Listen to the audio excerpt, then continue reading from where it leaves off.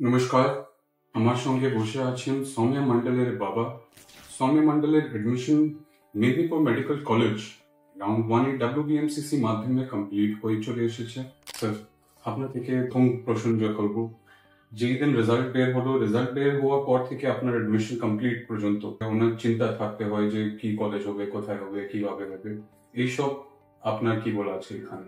আমরা যেদিন প্রথম রেজাল্ট জানতে পারলাম তখন জানলাম যে 615।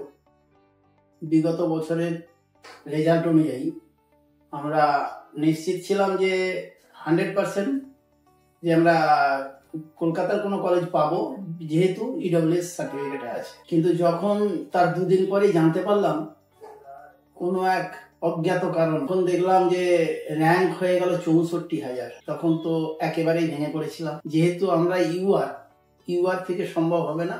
আর প্লাস পয়েন্ট ছিল যে আমাদের ইডব্লিউএস সার্টিফিকেটটা, এই সার্টিফিকেটটা থাকার জন্য আমরা অনেকখানি ইমপ্রুভমেন্ট পেয়েছি।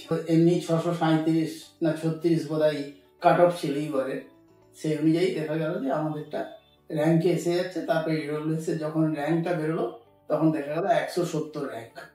অর্থাৎ 170 র্যাঙ্ক যখন পেলাম তখন আমরা 100% শিওর ছিলাম যে হ্যাঁ, গভর্নমেন্ট কলেজ ভালো কলেজই হবে।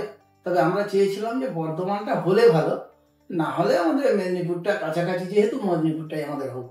আপনার থেকে একটা জিনিস জিজ্ঞাসা করি স্যার, যা আপনাকে পিওসি অলট হয়েছিল, ওই পিওসি পুরো যে কাজ যেভাবে ও করেছে, যেভাবে পুরো আপনাকে সঙ্গে যুক্ত ছিল, আপনার পিওসি নিয়ে কি বলা আছে? পিওসির সাথে আমার ওই ফোনে আলাপ, তার অবয়ব আমি দেখি না, আজকেই মাত্র দেখলাম।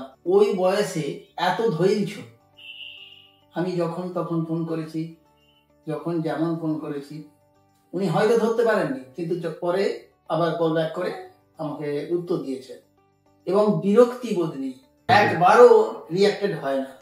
এই যে পুরো আপনার এক্সপিরিয়েন্স হলো, যে পুরো যে কাজ হলো শিক্ষার সঙ্গে, কত আপনি রেট করতে চাইছেন? অ্যাবাভ 8। ঠিক sir, thank you so much. Thank you.